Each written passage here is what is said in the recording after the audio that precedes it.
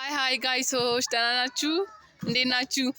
ዛሬ ከስንት ቀን በኋላ እስኪ የትምህርት ቤታችን እንትን ልናሳያችሁ ነው ግቢ እና ትምህርት ቤታችን ግቢ ምን እንደሚመስል እያየናችሁ ነው። ያቸው የትምህርት ቤት የክላስ ጓደኞቼ ናቸው። ራሳቸውን እየደባበቁ ምናምን ነው። እሺ ወደ ሜዳ ልንገባ ነው። ወደ ሜዳ እየገባን ነው። ከጫካ ገና እየወጣው ነው። ሁለት ድክሞች አሉ። ዳሊናና መሰረት እንዴት ነሽ? አለሽልኝ? እሺ እሺ። አታቆርጡ ንገብ የሚያበላሹብን ነው። ረፊ አያንቱና ብሌን አትደባበቁ።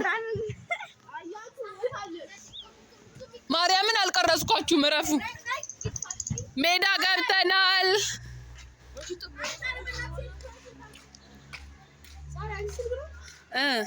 ሜዳችን ይሄንን ይመስላል። ረፋ ወንድ ነው።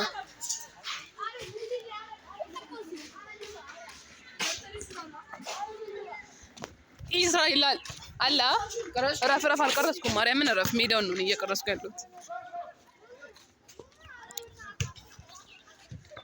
ሃይ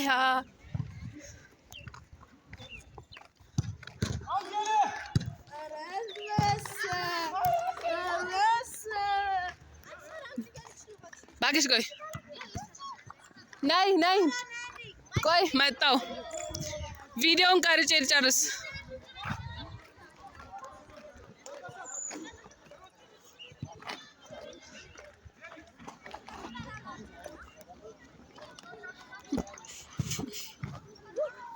ሚላ ሸገር ይላል።